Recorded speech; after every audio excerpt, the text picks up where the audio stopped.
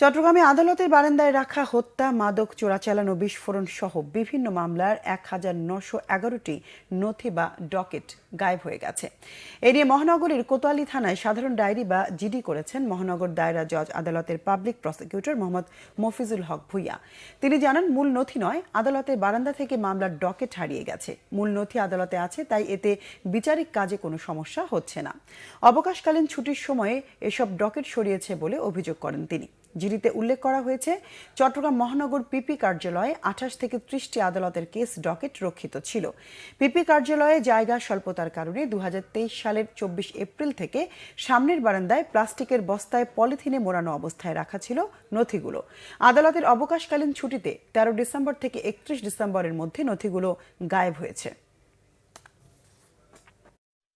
আমরা গত ১২/১২/২৪ ইংরেজি তারিখে অবকাশকালীন ছুটি আরম্ভ হয় এবং ছুটিতে যাই। ১ তারিখ ১/১/২৫ আমরা আদালত পুনরায় যাই। যাওয়ার পরে আমার আদালতের অর্থাৎ পিপি রুমের সামনে আদালতের বারান্দায় কিছু পরিত্যক্ত নথি ছিল, ডাম্পিং অবস্থায় ছিল।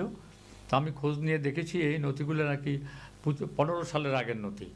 এগুলো আমাদের কাছে লিস্ট করা আছে, ওগুলাকে দেখতে পাইনি। আমি অনেক খোঁজ নিয়ে দেখলাম এই নথিগুলো কোথায় গেল। এগুলো আদালতের মূল নথি নয়, আদালত চলছে, আদালতের কোনো মূল নথি নয়। তারপরেও যেহেতু এটা সম্পদ নথি, সেহেতু আমি এটা অনেক খোঁজ করেছি, খোঁজ করে না পেয়ে আমি কোতোয়ালি থানায় জিডি করেছি।